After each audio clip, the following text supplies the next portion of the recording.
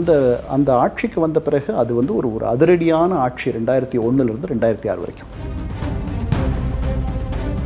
அவர் வந்து அந்த அம்மையார் உட்கார்ந்த அந்த நாற்காலியில் நான் உட்கார மாட்டேன்னு சொல்லிட்டு அவருக்குன்னு தனியாக ஒரு நாற்காலி போட்டு அப்புறம் தான் அவருக்கு அந்த மிஸ்டர் பணிவு அப்படின்ற பட்டப்பெயர் வந்திருக்கும்னு நான் நினைக்கிறேன். 10 லட்சம் குடும்பங்களை அவங்களுக்கு எதிராக அது ஒரு முறை மேடையிலே சொன்னாங்க. அவர்களை விட எனக்கு 93% பேர் இருக்கலாம், எனக்கு 97% மக்கள் தான் முக்கியம்னு ஒரு மேடைங்க. கலைஞர் கைது இப்போ இதில் தான் இந்த பீரியடில் தான் ஆமாம் நடக்குது. 5 நாட்கள் அவரை உள்ள வச்சுட்டு தன்னை வைத்து அதே சிறையில் வைத்தார் அப்படின்ற ஒரு ஆமாம். அப்படின்னாக்க அவங்க இந்தியா ஒளிர்கிறதுன்ற விளம்பரங்கள் எல்லாம் இந்தியா ஒளிர்கிறதுன்னு ஒரு விளம்பரப்படுத்துனாங்க. அவர்கள் ரொம்ப உறுதியாக திருப்பி வந்துருவோன்லாம் நினச்சாங்க. அதில் மண் விழுந்துருச்சு.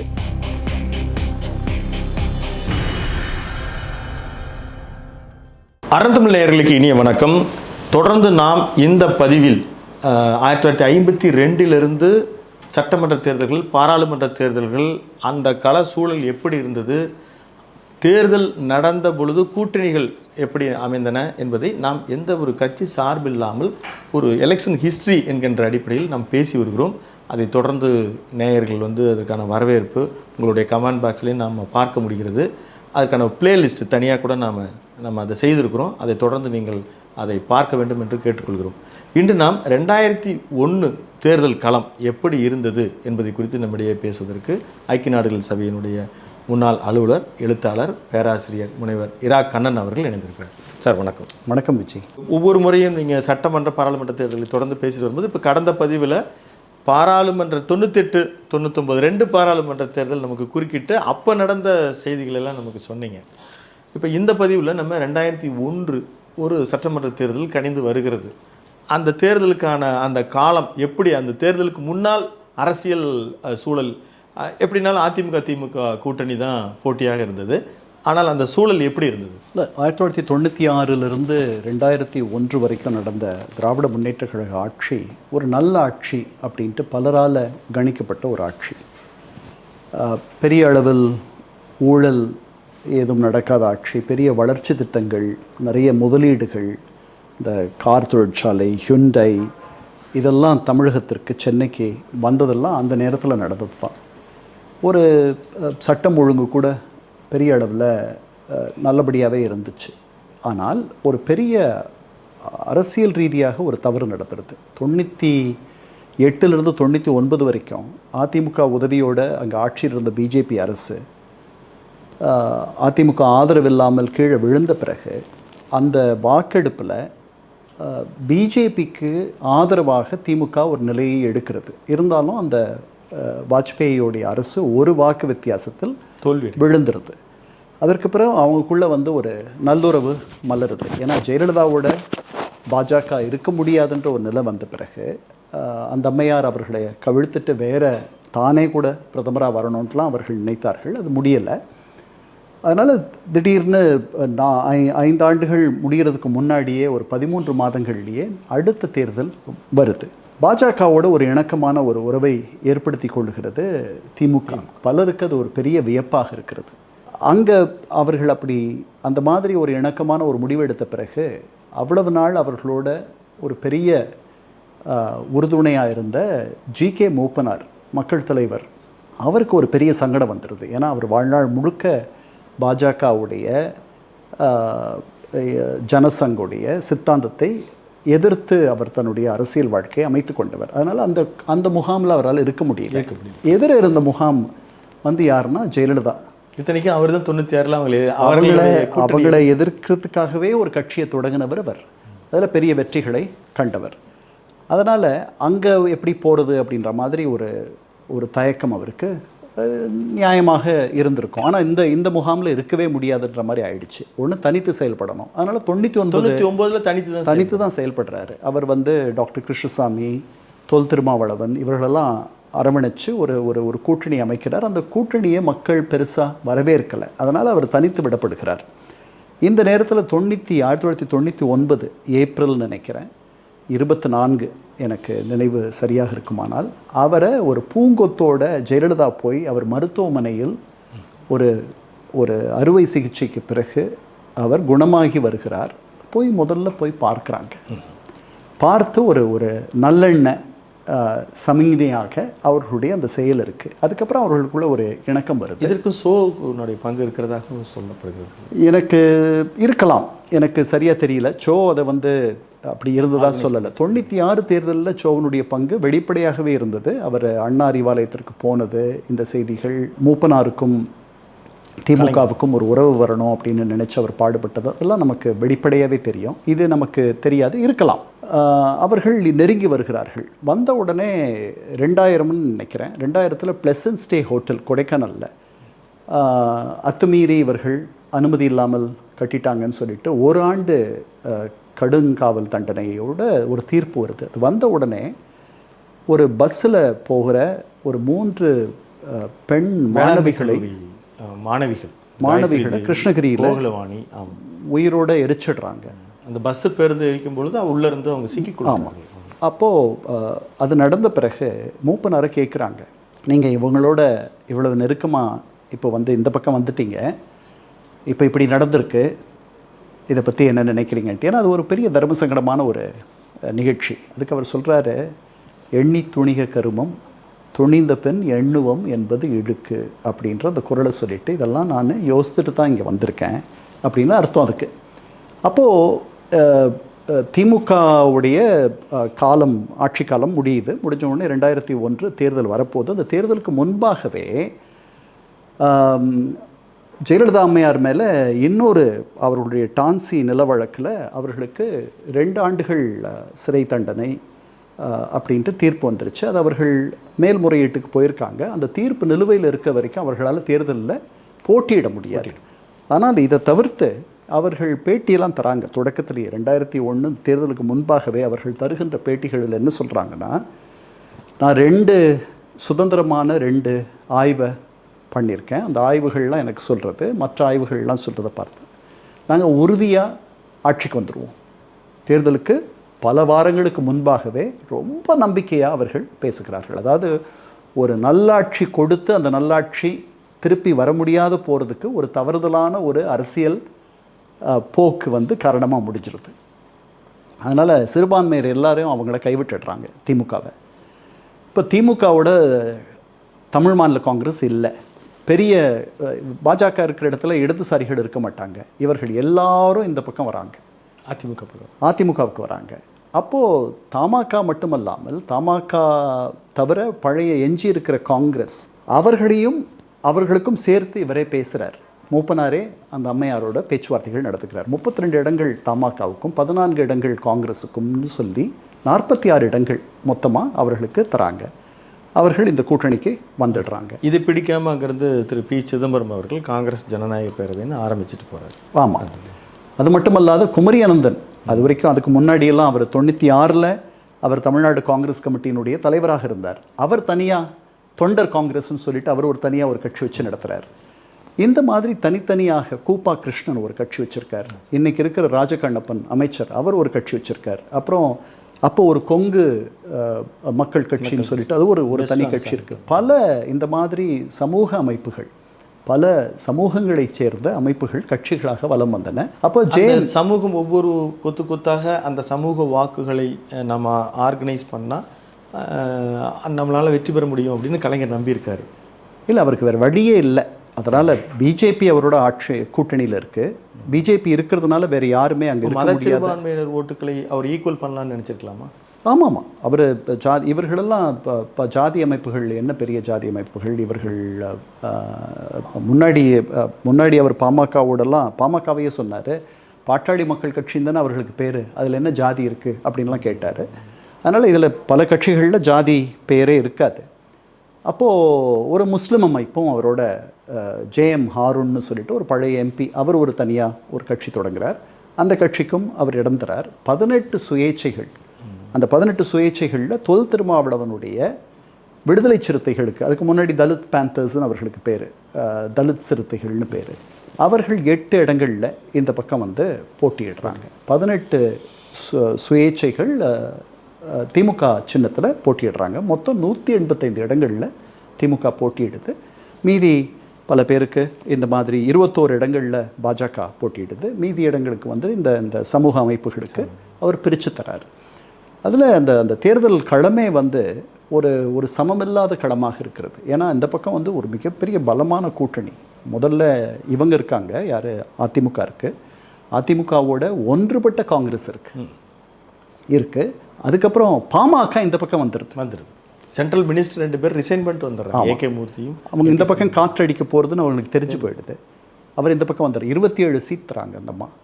அதுக்கப்புறம் இந்த பக்கம் ஒரே இந்தியன் யூனியன் முஸ்லீம் லீக், இது 2வது முறை அவர்கள் இந்த பக்கம் வர்றது. முதல் முறை வந்து 1977 ஜனதா கட்சியோட இவர்கள் கூட்டணி வைத்து கொண்டார்கள் திமுகன்றதுனால. ஜனதா கட்சியில் ஜனசங்கம் ஒரு அங்கம், அதாவது பிஜேபியினுடைய தாய் அல்லது தந்தை, அவர்கள் ஒரு அங்கம்ன்றதுனால முஸ்லீம்கள், இந்தியன் யூனியன் முஸ்லீம் லீக் அவங்களோட இல்லை. அவங்களுக்கு 10 இடம் கொடுத்து எம்ஜிஆர் அவங்கள தன்னோட வச்சுக்கிட்டார் அந்த தேர்தலில். அதுக்கு அடுத்து இப்போ தான் இவர்கள் இந்த பக்கம் வராங்க. அவங்களுக்கு ஒரே ஒரு இடம் தான் தராங்க ஜெயலலிதா அம்மையார். இந்த பேச்சுவார்த்தைகள் ஒன்றும் பெரிய சுமூகமாலாம் ஒன்றும் போயிடல. வழக்கப்படி குளறுபடிகள்லாம் நடக்குது. ஜெயலலிதா கூட்டணி கட்சிகள் நிற்க வேண்டிய இடத்துக்கெல்லாம் வந்து அவர்கள் அறிவிக்கிறாங்க, அவர்களுடைய வேட்பாளர்கள் அறிவிக்கிறாங்க. அதுக்கப்புறம் இவங்கெல்லாம் தனியாக போயிடுவாங்க, 3வது ஒரு அணியை உருவாக்கிடுவாங்கன்ற மாதிரி ஒரு அச்சம் வந்த பிறகு அதுக்கப்புறம் கொஞ்சம் நிதானத்துக்கு வந்து அவர்களெல்லாம் சேர்த்து அணைச்சிக்கிட்டு ஒரு அறிவிப்பு பட்டியல் வருது. இந்த தேர்தலில் இன்னும் 2 முக்கியமான தகவல்களை நம்ம பார்க்கணும். இந்த சமூக அமைப்புகளெல்லாம் சேர்த்தது பிடிக்காத முரசொலி மாறன் இப்போ இருந்து அவருடைய அரசியல் வாழ்க்கையிலிருந்து அவர் பின்னாடி மெதுவாக ஒதுங்க ஆரம்பிக்கிறார். அது ஒரு அறிவிப்பாகவே வருது. அவருடைய அலுவலகத்திலிருந்து, அவருடைய இல்லத்திலிருந்து ஃபோன் பண்ணி எல்லாருக்கும் சொல்கிறாங்க. சொன்ன உடனே அது அவர் இதிலிருந்து விலகிறார். இந்த தேர்தலில் வந்து இன்றைக்கி இருக்கிற முதல்வருடைய கைரேகை எல்லா இடத்துலையும் இருக்குதுன்னு நீங்கள் சொல்லலாம். அவர் தேர்ந்தெடுக்கிற வேட்பாளர்கள் அல்லது அவர் தீர்மானம் செய்கிற வியூகங்கள் இதெல்லாம் அமைச்சு அந்த 2001 தேர்தலில் திமுக அந்த தேர்தலை சந்திக்குது. இப்போ ஜெயலலிதா அம்மை அவருக்கு வேறு சில பிரச்சனைகள் இருக்குது. அவர்களால் அந்த தேர்தலில் நிற்க முடியாது. அதனால் அவர்கள் என்ன பண்ணுறாங்க, இவர்கள் ஊழல் குற்றச்சாட்டினால் நிற்க முடியல, இப்படிப்பட்ட ஊழல் ராணின்ட்டு பலமுறை சொல்லியிருக்கார் கலைஞர், இவங்களையா திருப்பி நீங்கள் ஆட்சி கொண்டு வர போகிறீங்க அப்படின்னு கேட்டுருவார்ன்றதுனால அந்த அம்மாவுடைய வியூக அமைப்பாளர்கள் சொல்லி அந்த அம்மையார் 4 இடங்களில் சட்டமன்றத்திற்கு வேட்புமனுவை 2 இடங்கள், கடைசியாக அந்த தேர்தல் அந்த 4 இடங்கள் சொல்லுங்கள். அது வந்து ஆண்டிப்பட்டி, கிருஷ்ணகிரி, புதுக்கோட்டை, புவனகிரி.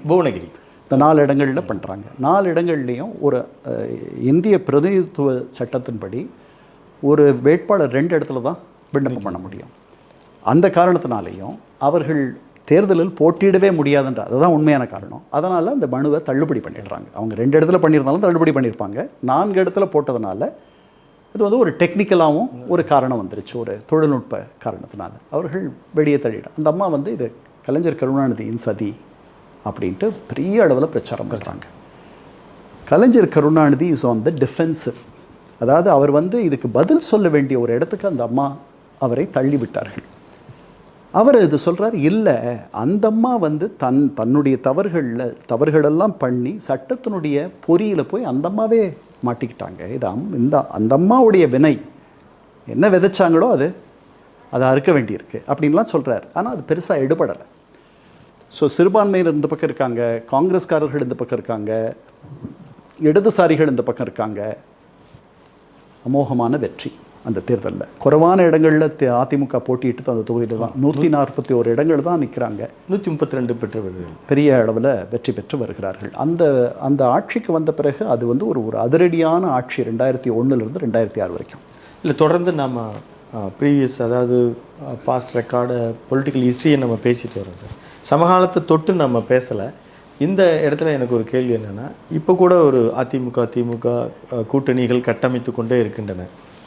ஒரு பக்கம் வந்து இப்போ கடந்த இதில் நீங்கள் அன்றைக்கு 2001 கலைஞர் அவர்கள் ஒரு கட்டமைச்ச ஒரு நிறைய ஜாதி அமைப்புகள், சிறுபான்மையினுடைய தொகுதியாக இருக்கக்கூடியவர்கள் எல்லாத்தையும் கொண்டு வந்து சேர்க்கிறாரு இல்லையா? அப்படி இருந்தும் கூட அந்த காலகட்டத்தில் அதாவது இப்போ நிற்கிற அரித்மெட்டிக் கால்குலேஷன் ஸ்ட்ராங்காக இருந்தும் கூட வெற்றி பெற முடியாமல் போயிருக்கு. இப்படி இது இது இந்த இந்த இடத்தை நீங்கள் எப்படி பார்க்குறீங்க? இல்லை, இது வந்து கூட்டணி பலம் தான். இது வந்து தேர்தல் கணக்கு தான், வேற ஒன்றும் இல்லை. இந்த பக்கம் ஒரு மிகப்பெரிய பலமான ஒரு கூட்டணி இருக்கு. இது அதிமுகவுக்கும் அந்த அரித்மெட்டிக்கில் ஸ்ட்ராங்காக இருந்தாங்க. ஆமாம், அது அவ்வளோதான். அதனால தான் அவர்கள் வென்றார்கள். நீங்கள் சொல்கிற இந்த சமூக அமைப்புகள்லாம் வந்து ஒன் மேன் ஷோ. அதாவது இப்போ நீங்கள் வேல்முருகன் எடுத்துக்கிறீங்கன்னு வச்சுக்குவோம், அவருடைய தொகுதியில் வரைக்கும் அவரால் வெல்ல முடியும். அது கூட ஒரு கூட்டணி தனியாக நின்று சுயேட்சை நின்று அவர் வென்றிட முடியுமான்ட்டு எனக்கு தெரியல. அவர் வேணால் வெற்றி வாய்ப்பை பாதிப்பார் அந்த தொகுதியில். ஆமாம், அவர் கணிசமாக வாக்குகள் வாங்குவார். ஆனால் அதே மாதிரி ஃபார்வர்ட் பிளாக் உசிலம்பட்டி எடுத்துக்கிட்டிங்கன்னா அவங்களுக்குன்ட்டு ஒரு ஒரு ஒரு ஒரு கணிசமான ஒரு வாக்கு வங்கி அந்த தொகுதியில் மட்டும் இருக்குது. அப்போ நீங்கள் 18 தொகுதிகளில் இந்த மாதிரி கொடுத்துருக்கீங்கன்னா 18 பேர் தானே உங்களால் வெல்ல முடியும். நீங்கள் நாடு முழுக்க, இந்த மாநிலம் முழுக்க பெரிய ஆதரவு இருக்கிற மாதிரி இப்போ நீங்கள் வந்து ஒரு சமூக அமைப்புக்கு தரீங்கன்னு வச்சுக்குவோம். அந்த சமூக அமைப்பை சேர்ந்தவர்கள் நாடு முழுக்க பரவலாக இருந்தாலும் அவரை, அந்த சமூக அமைப்பினுடைய தலைவரை அவர்கள் தலைவராக எடுத்துக்கொள்ளணும். அந்த மாதிரி ஒரு அதிசயம் வந்து ஒரு 3 இடங்களில் தான் நடந்தது நம்ம பார்க்குறோம். எங்கே நடந்துச்சு? பாமக கிட்ட நடந்துச்சு. அதை அந்த சமூக மக்கள் அவர்களை, பாமக அவர்களுடைய பிரதிநிதி அப்படின்ற மாதிரி அவர்கள் முடிவு பண்ணிட்டாங்க. அது மாதிரி உங்களுக்கு விடுதலை சிறுத்தைகள் மத்தியில் ஒரு குறிப்பிட்ட சாரார், வட தமிழகத்தில் இருக்கக்கூடிய தலித்துகள், ஆதி திராவிடர், அவர்கள் இவரை வந்து தலைவராக எடுத்துக்கொள்வதற்கு தலைவராக இருக்கிறார்கள். தெற்கில் ஒரு கொஞ்சம் பலவீனமாக, முன்னளவுக்கு இல்லைனாலும் கூட டாக்டர் கிருஷ்ணசாமியை அந்த பகுதியில் இருக்கக்கூடிய ஆதி திராவிடர்கள் அவர்கள் வந்து தலைவராக எடுத்துக்கிறாங்க. இதை தவிர நீங்கள் வந்து மற்ற கொங்கு நாட்டு கட்சியை எடுத்துக்கிட்டாலோ அல்லது அவர் இந்த ஈஸ்வரன் அவங்களெல்லாம் எடுத்துக்கிட்டிங்கன்னா அவர்கள் தொகுதி வரைக்கும் அவர்கள் கணிசமாக வாக்கு வாங்குவார்கள். சுயேட்சையாக நின்று வெல்வார்களான்றது எனக்கு ஒரு பெரிய கேள்விக்குறி தான். சுயேட்சைகளுக்கு மிகப்பெரிய ஒரு வரவேற்பை தமிழகம் 52 தந்ததுக்கு பிறகு பெரிய அளவில் பின்னாடி தரலை. மீண்டும் அந்த கால சூழலுக்கு போவோம். 2001 தேர்தல் அந்த முடிவு வந்துவிட்டது. ஜெயலலிதா அவர்கள் முதலமைச்சர் ஆகிட்டார். அதற்கு பிறகு எப்படி இருந்தது? ஏன்னா இப்போ அதுக்கப்புறம் ஓபிஎஸ் எல்லாம் முதல்வர் ஆகிறார். அந்த சூழல், அது அவருடைய நிர்வாகம், அந்த சூழல்லாம் எப்படி இருந்தது? அவர் தேர்தலில் நிற்காதையே அவர் வந்து பதவி ஏற்றுக்கிறார். அவருக்கு பதவி பிரமாணத்தை ஃபாத்திமா பீவின்னு சொல்லிட்டு அப்போ இருந்த ஆளுநர், ஒரு அம்மையார், கேரளாவிலிருந்து வந்த பழைய உச்சநீதிமன்ற நீதிபதி, அந்த அம்மா பதவி பிரமாணம் செய்து வைத்து விடுகிறார்கள். ஜெயலலிதா வந்து ஒரு சில மாதங்கள் ஆட்சியில் இருக்கார். 4 மாதங்கள் மட்டும் இருக்கார். செப்டம்பரில் உச்சநீதிமன்ற தீர்ப்பு வருது.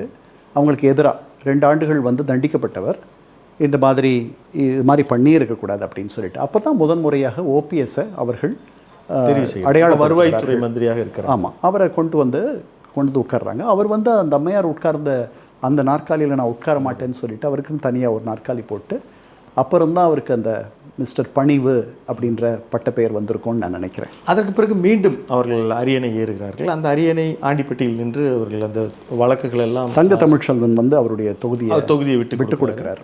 மீண்டும் நின்று ஆண்டிப்பட்டியில் வெல்கிறார்கள். அந்த ஆட்சி முறை, அதுக்கு பிறகு வந்து பாராளுமன்ற தேர்தல் வருகிறது. அந்த காலகட்டம் எப்படி? இல்லை, அந்த 2000 அவங்க திருப்பி ஆட்சிக்கு வந்த பிறகு ஒரு 2-3 அதிரடி நடவடிக்கைகள் அந்த ஆட்சியில் நீங்கள் ஞாபகம் வச்சுக்கணும். ஒன்று வந்து ஜெயேந்திர சரஸ்வதி கைது, அது 2004 நடக்குதுன்னு நினைக்கிறேன். இன்னொன்று அரசு ஊழியர்களுடைய வேலை நிறுத்தத்தை அந்த அம்மா எவ்வளவு கடுமையாக அதை கையாண்டாங்க. நள்ளிரவு கைதுகள்லாம் நடந்துச்சு. கிட்டத்தட்ட ஏறக்குறைய 2 லட்சம் பேரை வேலை நீக்கம் பண்ணிட்டாங்க. இது கடைசி வரைக்கும் 6000 பேர் அவர்கள் சேர்த்துக்கல. உச்சநீதிமன்றம் சொன்ன பிறகு கூட தற்காலிகமாக அந்த இடங்களை நிரப்புனாங்க. அதெல்லாம் பயங்கரமான ஒரு அதிரடி முடிவு. அந்த அம்மாவால் மட்டும்தான் அப்படி பண்ண முடியும்ன்ட்டு பல பேர் பேசின காலமெல்லாம் உண்டு. ஏன்னா அப்போது அந்த முடிவில் அரசு அதிகாரிகள் பக்கம் பெரிய ஒரு அனுதாபம் இருந்த மாதிரிலாம் தெரியல. அந்த அம்மா அவர்களுக்கு வேணும், என்ன இப்படி எப்போ பார்த்தாலும் ஏதாவது ஒரு கோரிக்கை வைத்து கொண்டே இருக்கிறார்கள் அப்படின்ற மாதிரி ஒரு எண்ணம் சில பேருக்கு இருந்துச்சு. அது ஒரு அதிரடி நடவடிக்கை. அது அவர்களை அவ்வளோ பெரிய ஒரு தொகுதியை, ஒரு கான்ஸ்டிடுவன்சியை, அரசு ஊழியர்கள் தொகுதி, ஒரு 10 லட்சம் பேர் இருப்பாங்களா அவங்க? இருப்பாங்க. 10 லட்சம் பேர், 10 லட்சம் குடும்பங்களை அவங்களுக்கு எதிராக அது ஒரு முறை மேடையிலே சொன்னாங்க. அவர்களை விட எனக்கு 93% பேர் இருக்கலாம், எனக்கு 97% மக்கள் தான் முக்கியம்னு ஒரு மேடைங்க. ஆனால் அந்த 10 லட்சம் குடும்பங்கள் வந்து ஒரு எதிர்ப்புணர்வு வந்துருச்சு. அதுக்கப்புறம் இன்னொரு முக்கியமான ஒரு செயல் அந்த நேரத்தில் என்னென்னா, சந்தன வீரப்பன் அந்த சந்தன வீரப்பனுடைய தேடுதல் வேட்டை வந்து முடிவுக்கு வந்து அவங்க தலைமையில், விஜயகுமார் தலைமையில் அவங்க அதிரடிப்படை முடிச்சிருது. இப்படி அந்த 2001 2006 ஒரு மிக அதிரடியான ஒரு மிக துணிகரமான ஒரு ஆட்சியை அவர்கள் தந்தார்கள். இந்த 2006 நம்ம வந்துட்டோம் அப்படின்னா 2006 அவங்களோட கூட்டணியில் இருந்த பல பேர் அவர்களை விட்டுட்டு போயிடுறாங்க. நடந்துரும். அது பொதுவாக நீங்கள் ஆட்சியில் இருக்கும் பொழுது எல்லாரையும் நிறைவு செய்ய முடியாது, எல்லாரையும் திருப்திப்படுத்த முடியாது. அதனால் அவர்களுக்கு சில மனக்கசப்புகள்லாம் வரும். 2 பேர் தான் கூட்டணிக்கு வராங்க அந்த நேரத்தில். அவர்கள் வைகோவும் விடுதலை சிறுத்தைகள் திருமாவளவனும். திமுக அந்த 2006 விடுதலை சிறுத்தைகளுக்கு கதவை அடைத்து விட்டது. இந்த பக்கம் வந்துடுறார் அவர். அதே மாதிரி இவங்க வைகோ வந்து கடைசி வரைக்கும் அவங்களோட பேச்சுவார்த்தையெல்லாம் நடந்து. அப்போ வைகோவை சிறையில் தள்ளினது 19 மாதம் போட்டா ப்ரிவென்ஷன் ஆஃப் டெரரிசம் ஆக்ட். அதுக்கப்புறம் இன்னொரு கலைஞர் கைதும் செய்து நடந்தது. கலைஞர் கைது இப்போ இதில் தான் இந்த பீரியடில் ஆமாம் நடக்குது. 5 நாட்கள் அவரை உள்ளே வச்சுட்டு அது நடக்குது. அந்த மாதிரி அந்த நேரத்தில் வந்து தன்னை வைத்து அதே சிறையில் வைத்தார் அப்படின்ற ஒரு ஆமாம் அது அந்த சிறையில் இருக்கும் பொழுது இதே எடுத்து கொண்டு வந்து வைப்பேன் அந்த அம்மா ஒரு சூளுரை எடுத்துக்கிட்டு வெளியே வந்ததா சொல்கிறவங்கலாம் இருக்காங்க. அதனால் இது நடந்துச்சு. இதுதான் 2001 2006 வரைக்கும் நம்ம பார்த்தது. 2006 அந்த தேர்தல் களம் மாறுகிறது. சரி, இதற்கிடையில் அந்த 2001 துவங்கிய செல்வி ஜெயலலிதா அவர்களுடைய ஆட்சி மீண்டும் அவர் ஆண்டிப்பட்டியில் வென்று வந்த பொழுது அடுத்த 2 ஆண்டுகளில் 2004 பாராளுமன்ற தேர்தல் மன்மோகன் சிங் அவர்கள் ஆட்சி கட்டில் அமர்கிறார். அப்போ பெரிய அளவில் வெற்றி. அப்படியே பிஜேபி கூட்டணியிலிருந்து திமுக வெளியில் வந்துடுது. அவர்கள் தேர்தலை எதிர்கொள்கிறார்கள். இதில் பெரிய அளவு வெற்றியை 40க்கு 40 அதாவது புதுச்சேரியும் சேர்த்து வெல்கிறார்கள் திமுக கூட்டணி. அது எப்படி சாத்தியமாயிருக்கு? முதல்ல இந்த 2004 என்ன நடக்குதுன்னா, இவர்கள் ஆட்சியில் ஏறக்குறைய 5 வருஷம் இருந்துட்டாங்க திமுகவினர். ஆட்சி முடிகிற தருணத்தில் வெளியே வந்துடுறாங்க பிஜேபி கிட்டேருந்து. அது எப்படி நடக்குது அப்படின்னா, சோனியா காந்தி தரப்பிலிருந்து அவர்களுக்கு முதல்ல ரொம்ப நாளைக்கு பிறகு ஒரு தொலைபேசி அழைப்பு வருது கலைஞருக்கு. ஏன்னா அதற்கு முன்னாடி மணிசங்கர் ஐயர் தஞ்சாவூர் தொகுதி நாடாளுமன்ற உறுப்பினர், அவருக்கும் ஜெயலலிதா அம்மையாருக்கும் ஒரு சின்ன விவாதம் வந்துடுது. அவர் பேசின அந்த பேச்சை வந்து அந்த அம்மையார் கோயில் யானை அது தொடர்பாக அவர் எழுதிய கட்டுரை, இவங்களும் வந்து அதை டொனேட் பண்ணுறாங்க, அதை சம்மந்தப்படுத்தி அவர் எழுதிய கட்டுரை அந்த அம்மாவுக்கு கோபத்தை ஏற்படுத்துது. ஆமாம், அதில் வந்து அவருக்கு ஒரு பெரிய நெருக்கடிக்கு வந்துருச்சு. அந்த நேரத்தில் அவருக்கு எதிராக அதிமுக தொண்டர்கள் ஏதாவது செஞ்சிருவாங்களோன்ற மாதிரி ஒரு நிலைமை இருந்த பொழுது அதற்காக பரிஞ்சு பேசுகிறார் கலைஞர் கருணாநிதி. அதுக்கு நன்றி தெரிவிக்கிற மாதிரியும் அவருடைய பிறந்தநாளுக்கு வாழ்த்து சொல்கிற மாதிரி, if I remember right, Sonia Gandhi அவருக்கு ஃபோன் செய்கிறார்கள், தொலைபேசியில் பேசுகிறாங்க. அதுக்கப்புறம் அவர்களுக்குள்ள ஒரு உறவு வேக வேகமாக வருது.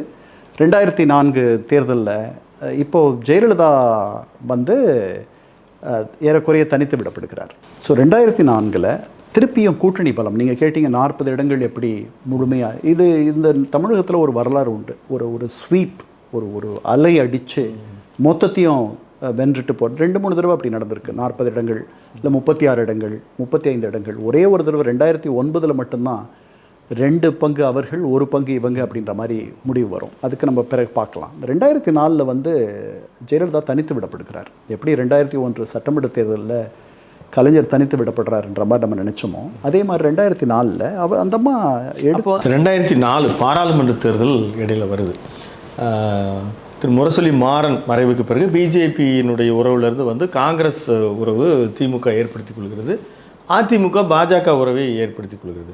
அந்த தேர்தலில் ஒரு திமுகவினுடைய கூட்டணிக்கு 40க்கு 40 வெல்வதற்கு என்ன மிக முக்கிய காரணியாக இருந்தது சார்? வைகோ ஒருவேளை போடாவிலிருந்து வந்ததா, அவருடைய பிரச்சாரமா, இல்லை ஒருங்கிணைந்த காங்கிரஸா? இல்லை, கூட்டணி பலம் அவ்வளோதான். மிகப்பெரிய பலமான கூட்டணி. இந்த பக்கம் வந்து எதிர அதிமுக பாஜக திருப்பி ஒரு கூட்டணி. அந்த கூட்டணியில் பெரிய ஒரு நெருக்கமோ, 6 இடங்களில் பாஜக நிற்குது 2004. மீதி இடங்களில் 33 இடங்களில் அதிமுக நிற்குது. ஒரு இடத்துல கூட அவர்கள் வெல்லலை. அதனால் அந்த கூட்டணியை அவர்கள் பெரிதாக ரசிக்கலை. நாடு முழுக்கவே வந்து பாஜகவுக்கு ஒரு பெரிய பின்னடைவு ஏற்படுத்திய ஒரு தேர்தல் அது. ஏன்னா அவங்க இந்தியா ஒளிர்கிறதுன்ற விளம்பரங்கள் எல்லாம் இந்தியா ஒளிர்கிறதுன்னு ஒரு விளம்பரப்படுத்துனாங்க. அவர்கள் ரொம்ப உறுதியாக திருப்பி வந்துருவோன்லாம் நினச்சாங்க. அதில் மண் விழுந்துருச்சு. இந்த பக்கம் காங்கிரஸ் ஒரு பெரிய கட்சி. அப்புறம் நாடாளுமன்ற தேர்தல்கள் எப்போவுமே வேறு ஒரு டைனமிக்ஸ், வேறு ஒரு என்ன சொல்கிறது, ஒரு பார்வை, ஒரு செயலாக்கம். மக்களுக்கு அந்த தெளிவு இருந்ததுன்னு நினைக்கிறேன் சார். தமிழ்நாட்டு மக்கள் குறிப்பாக பாராளுமன்ற தேர்தல் வேறு, சட்டமன்ற தேர்தல் வேறு, நம்ம அதற்காகத்தான் வாக்களிக்கிறோன்ற அந்த அந்த கிளாரிட்டி. ஏன்னா 98ல் செல்வி ஜெயலலிதா அவர்களுக்கு வாக்களித்து அவர் ஒரு தூணாக அங்கே இருந்த பொழுது 99ல் அந்த ஒரு ஓட்டில் தோற்பதற்கு செல்வி ஜெயலலிதா காரணமாக இருக்கக்கூடும் அப்படின்னு நினச்சி தொடர்ந்து 2009 வரைக்குமே அவருக்கு ஒரு 3 தேர்தல்கள் தோல்வி கிடைக்கிறது. ஆமாம், ஏன்னா அந்த 3 தேர்தல்களில் அவருக்கு ஒரு பெரிய கூட்டணி பலம் இல்லை. இங்கே பிஜேபிக்கு 6 இடம் கொடுத்து அவர் நிற்கிறாங்களே, அவர்கள் தனியாக நிற்கிறதா தான் நீங்கள் எடுத்துக்கணும். பெரிய அளவில் இங்கே செல்வாக்கு கிடையாது. அங்கே நீங்கள் திமுக அதிமுகவுக்கு எதிரான ஒரு கட்சி, இந்த வாக்கு வங்கியும் அந்த வாக்கு வங்கியும் சமம் அப்படின்னு நீங்கள் எடுத்துக்கிட்டிங்கன்னா, ஏறக்குறைய சமம்னு எடுத்துக்கிட்டிங்கன்னா, காங்கிரஸுடைய வாக்கு வங்கி பாஜகவுக்கு கிடையாது அப்போது. அதனால் அவங்களோட சேர்றதுல பெரிய நன்மை கிடையாது. அதுக்கப்புறம் இடதுசாரிகள் எல்லாம் இது மதசார்பற்ற கூட்டணி ஆகிடுது. இப்போ ஏன் பாஜகவிலேருந்து இவர்கள் வெளியே வராங்க திமுகன்றது நம்ம பார்க்கணும் இல்லையா? ஜெயலலிதா அவரை சிறையில் போட்டுடுறாங்க. அந்த நேரத்தில் அந்த அரசையை கவிழ்த்துடணும் அப்படின்ற கோரிக்கைகள் எல்லாம் திமுக வைக்கிறாங்க. அதில் திமுக மத்தியில் அந்த மாதிரி எதுவும் நடக்கலை. அப்படி கவிழ்க்கிறது அவ்வளவு எளிதல்ல. அதனால் அவர்களால் பண்ண முடியல. நிறைய 98ல் எப்படி ஜெயலலிதா எதிர்பார்த்தாங்களோ அந்த மாதிரி இவங்க அதே தான் கவிழ்த்துடணும், அந்த அம்மாவை கண்டிச்சிடணும், தண்டிச்சிடணும் அப்படின்ட்டுலாம் நினச்சாங்க. அவர்களுக்கு பெரிய ஒரு ஏமாற்றம் அது. இவங்க அப்படி பண்ணலை, பாஜக நம்மளை கைவிட்டுட்டாங்க, நாம் அங்கே ஆட்சியில் தோழமையாக இருந்து கூட்டணியில் இருந்து என்ன பயன், மந்திரி சபையிலலாம் இருந்து. ஆமாம், இதை ஆல்ரெடி அருணாவே பேசுகிறார். அவர் கலைஞர் சொல்லி கூட பேசியிருக்கலாம், அப்படித்தான் நான் எழுதியிருக்கேன் என்னுடைய புத்தகத்தில். அதனால் அது ஒரு ஸ்கிரிப்டட் ஸ்பீச், அதாவது எழுதி கொடுத்த ஒரு இப்படி நீங்கள் பேசுங்க, இது நம்முடைய கொள்கை, இது இந்த கூட்டணியில் இருக்கோன்னு பேர், அமைச்சர்கள் இருக்கோன்னு பேர். ஆனால் நமக்கு எந்த முறை இங்கே எப்போ துன்பம் வந்தாலும் நம்ம காப்பாற்றுறதுக்கு யாரும் இல்லை, இந்த கூட்டணியில் நம்ம எதுக்கு இருக்கணும் அப்படின்லாம் பேசுகிறாங்க கூட்டணியை உடைக்கிறதுக்கு முன்னாடி. அதனால் இந்த காரணங்களெல்லாம் சொல்லி கூட்டணியிலேருந்து வெளியே வந்துடுறாங்க. வந்த பிறகு பாஜகவுடைய அந்த சுமை இல்லைன்ன உடனேயே அவர்கள் ஒரு மதச்சார்பற்ற தன்மைக்கு திருப்பி போயிடுறாங்க. மீண்டும் அவர்கள் ஒரு இரும்பை எப்படி காந்தம் கவருமோ அது மாதிரி எல்லா கட்சிகளும் அந்த பக்கம் வந்துடுறாங்க. ஜெயலலிதா அம்மையார் அவர்களுடைய ஒரு அதிரடி போக்குனால் அவர்கள் ஒரு ஏறக்குறைய ஒரு சர்வாதிகாரி மாதிரி அந்த 2001லேருந்து 2006 வரைக்கும் அவர்களுடைய ஆட்சி நடக்குது. அதனால் அங்கே இடமில்லாதவர்கள், வைகோ 19 மாதம் இருந்துட்டு வெளியே வந்தாலும் கூட 2006 அவர் வர்றதுக்கான காரணம் சொல்கிறேன். அங்கே போதும் 2004 இங்கே இருக்கார், திமுகவோட தான் இருக்கார். ஸோ ஒன்றுபட்ட திமுகன்னு எடுத்துக்கலாம். மதிமுக இங்கே வந்துடுது, இடதுசாரிகள் வந்துடுறாங்க, காங்கிரஸ் வந்துடுது, உங்களுக்கு விடுதலை சிறுத்தைகள் இவங்களோட இருக்காங்கன்னு நினைக்கிறேன். பெரிய பலமான கூட்டணி இங்கே தனியாக தான் நிற்குது அதிமுகன்னு தான் நீங்கள் எடுத்துக்கணும் அதை. அதனால் 40 இடங்கள் அவர்கள் முழுமையாக வென்று விடுகிறார்கள். அதுதான். அப்புறம் பாஜகவுக்கு இங்கே ஒரு பெரிய அடித்தளமோ செல்வாக்கோ எதுவும் கிடையாது. 2001 சட்டமன்ற தேர்தல் மட்டுமின்றி 2004 கள நிலவரத்தையும் சூழலையும் எங்களுக்கு விவரித்தமைக்கு மிக்க நன்றி. மீண்டும் ஒரு காணொலியில் சந்திப்போம். நன்றி, வணக்கம். நேயர்களே, தொடர்ந்து நாம் இந்த தேர்தல் வரலாற்றை தனியான ஒரு பிளேலிஸ்ட்டில் நாம் காட்சிப்படுத்தி கொண்டு வருகிறோம். நீங்கள் அதை பார்க்க வேண்டும். உங்களுடைய கருத்துக்களை பின்னூட்டங்களில் இடுங்கள் என்று கேட்டுக்கொண்டு மீண்டும் சந்திப்போம். நன்றி, வணக்கம்.